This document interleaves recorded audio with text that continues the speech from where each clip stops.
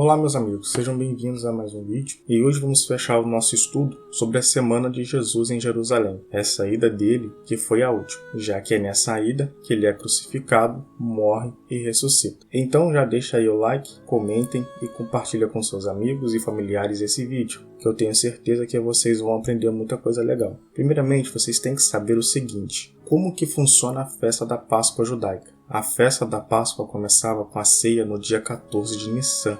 Isso, claro, no calendário judaico. Um outro ponto é que depois dessa refeição, durante 7 dias, os judeus entravam em uma outra festa, que era a festa dos pães ázimos, a festa dos pães sem fermento. E por fim, uma outra coisa fundamental é que vocês têm que saber que o dia para o judeu começa com o pôr do sol e termina no pôr do sol seguinte, e não como nós, que começa meia-noite e termina meia-noite do outro dia. Tendo essas informações em mente, vamos avaliar como que os 4 evangelhos narram. Tendo essas informações em mente, vamos avaliar como que os 4 evangelhos narram a paixão, morte e ressurreição de Jesus de Nazaré, que depois vira Jesus Cristo. Deixarei aqui as passagens do Antigo Testamento que regula a Páscoa judaica, para que quem quiser conferir depois do vídeo. Vamos começar pela ordem cronológica que os textos foram escritos. O primeiro evangelho foi o de Marcos, entre o ano 65 a 75 depois de Cristo. Depois veio o evangelho de Mateus e Lucas, que usaram o evangelho de Marcos como base, e uma outra fonte chamada fonte Q.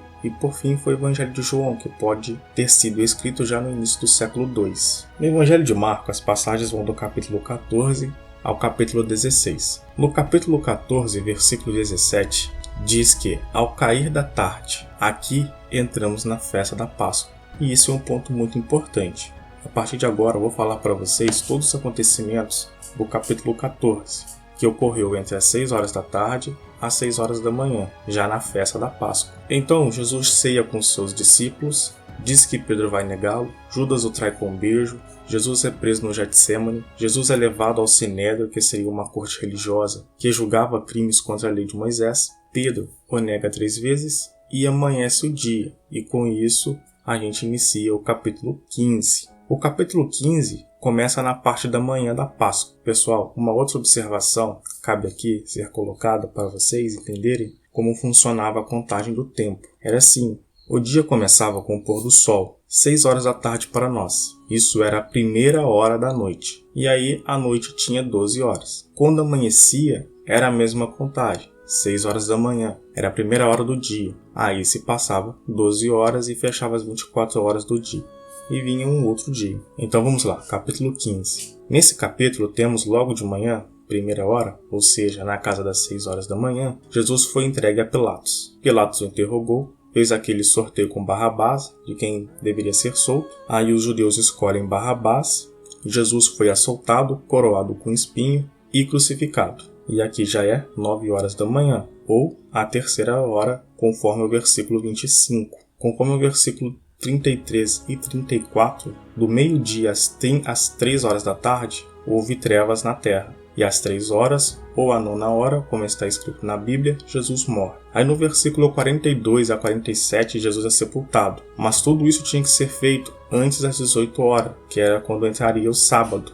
E no sábado não se pode trabalhar ou fazer qualquer atividade. Por isso que José de Arimateia corre até Pilatos para sepultar Jesus. O capítulo 16, versículo 1, fala-se que passou 24 horas, ou seja, passou o sábado, porque como já falei, no sábado não abriria o comércio, não se trabalha no sábado. Então, para comprar os produtos para o corpo de Jesus, teve que esperar o dia de domingo, que começava às 18 horas. Maria Madalena e Maria, mãe de Tiago e Salomé, compraram os produtos para limpar o corpo de Jesus. Por volta das 6 horas da manhã do domingo, elas foram no túmulo de Jesus. E ele não estava mais lá. Ele havia ressuscitado, talvez na madrugada de domingo ou até antes. Mas sabemos que a partir das 6 horas da manhã, ele não estava mais lá, conforme está no versículo 2. Agora vamos falar do Evangelho de Mateus, que vai do capítulo 26 até o 28.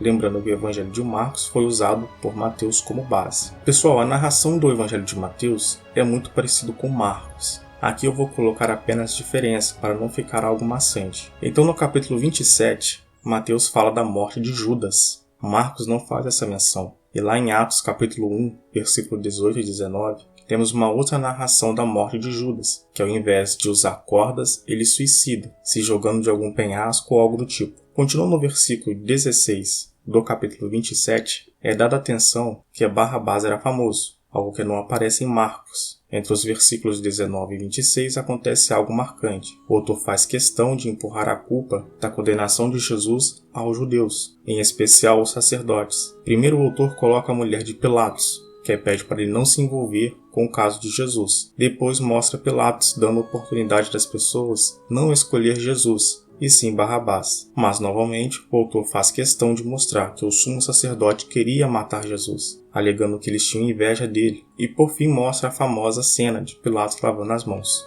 No versículo 62 do capítulo 27, no dia de sábado, e aqui Jesus já tinha sido crucificado e morto e sepultado, aparece a figura dos sumos sacerdotes, para que Pilato mandasse guardas para proteger o sepulcro contra atos de seguidores de Jesus, que poderia roubar o seu corpo e dizer que ele ressuscitou. Todas essas cenas e esses fatos que eu acabei de narrar para vocês são as diferenças que encontramos entre o Evangelho de Mateus e Marcos. No capítulo 28 é bem interessante, e ele é bem diferente de Marcos. Primeiro que em Mateus, as mulheres que vão ao sepulcro de Jesus eram Maria Madalena e uma outra Maria. Já em Marcos, além de ter duas Marias, há também uma outra mulher, chamada Salomé. Em Marcos, aparece um jovem e diz que Jesus encontrará com eles na Galiléia. Em Mateus, tem os testemunhos dos soldados romanos que fazia guarda. Isso está no versículo 11. Também há suborno dos religiosos do templo, aos guardas que deram testemunho. E com isso terminamos a nossa análise de Mateus. Agora vamos para Lucas. Em Lucas, do capítulo 22 até o 24, temos a narração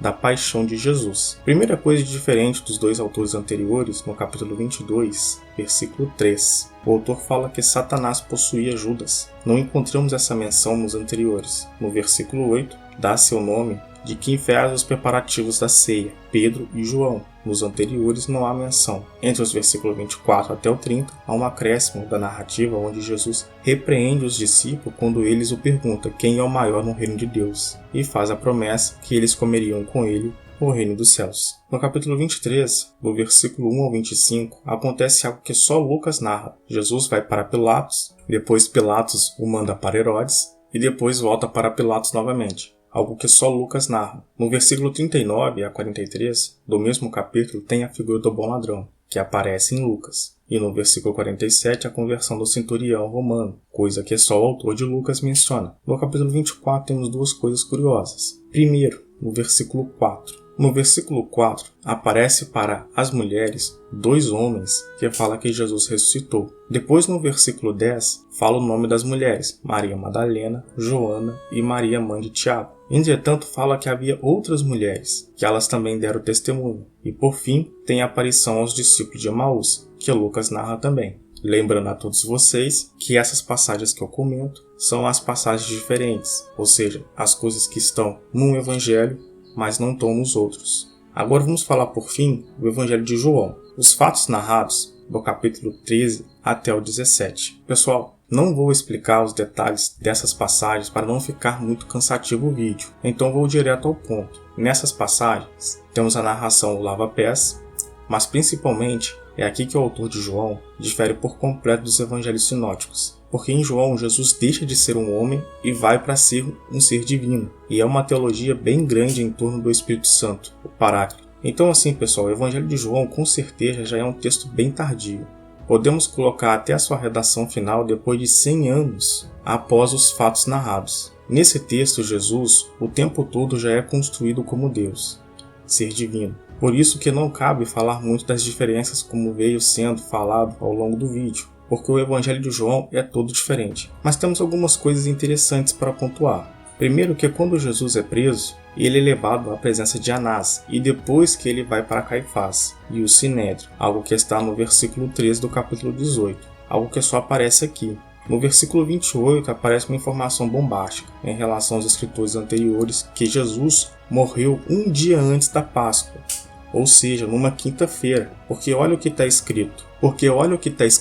Da casa de Caifás conduziram Jesus a pretório, era de manhã cedo, mas os judeus não entraram no pretório, para não se contaminar e poderem comer a Páscoa. João capítulo 18, versículo 28. Isso já muda por completo a noção da sexta-feira da paixão. Segundo o Evangelho de João, seria a quinta-feira da paixão. Mas vamos adiante. Temos a mãe de Jesus, ao pé da cruz, com o discípulo amado, e temos a lança que transpassa o peito de Jesus. Fato esses narrados de forma especial no Evangelho de João. Já no sepulcro vazio, João narra apenas a figura de Maria Madalena, como testemunha da ressurreição de Jesus, e foi a primeira a anunciar o Cristo ressuscitado, diferente dos outros evangelhos, que coloca outras mulheres nesses acontecimentos. Então é isso, pessoal. Nesse vídeo eu fiz uma análise sobre as passagens da paixão de Jesus, do ponto de vista dos 4 evangelhos. Isso de fato mostra para vocês como que a evangelização era complexa, aquilo que André Chevitarese fala de um movimento sem Jesus. Foi algo muito complexo e cada comunidade narrava uma coisa, contava outra, ensinava outras coisas. E coube aos pais da igreja manter essa doutrina intacta. Nos meus próximos vídeos, quero dar uma atenção maior a esses personagens, que hoje foram esquecidos, mas foi de grande importância para diminuir a distorção do cristianismo primitivo. E vocês verão que quando falamos em cristianismo, estamos na verdade falando em cristianismos, no plural. Então é isso, pessoal. Se gostaram, curtem o vídeo, se inscreva, compartilhe o canal com seus amigos.